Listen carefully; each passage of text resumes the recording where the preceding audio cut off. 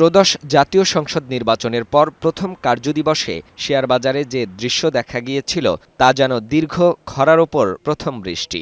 কয়েক ঘণ্টার মধ্যে সূচকের বড় উত্থান, লেনদেনের জোয়ারে বিনিয়োগকারীদের চোখে মুখে স্বস্তি ও আশার আলো, কিন্তু সেই আলো ম্লান হল কিছুক্ষণের মধ্যেই। সেই ধারাবাহিকতায় সপ্তাহের শেষ কার্যদিবস পর্যন্ত সূচকের পতন।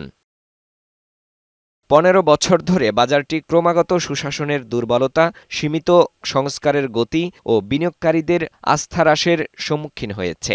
অন্তর্বর্তী সরকার এসে কিছু স্বাভাবিক গতিতে ফিরিয়ে আনার চেষ্টা করলেও কাঙ্ক্ষিত লক্ষ্যে পৌঁছাতে পারেনি। বাজার সংশ্লিষ্টরা বলছেন, সংকটকালে বেসরকারি খাতের নেতৃত্ব পুঁজিবাজারের জন্য বেশি কার্যকর।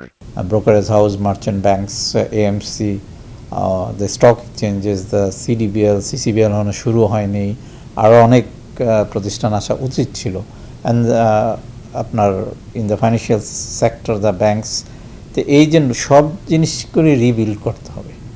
সো এটা রিকনস্ট্রাকশন করতে বলেন, রিস্ট্রাকচারিং, সবই আমাদেরকে করতে হবে এই সরকারের জন্য। শেয়ার বাজারের বিনিয়োগকারীদের আস্থা ফেরাতে দ্রুত ভালো কোম্পানি তালিকাভুক্তিতে সরকারকে অগ্রাধিকার দিতে হবে। নিয়ন্ত্রক সংস্থা বাংলাদেশ সিকিউরিটিজ অ্যান্ড এক্সচেঞ্জ কমিশনের কাঠামো, সিদ্ধান্ত গ্রহণ প্রক্রিয়া, জবাবদিহি ও প্রয়োগক্ষমতা আধুনিক ও কার্যকর করতে হবে বলে মনে করেন এই বিশ্লেষক।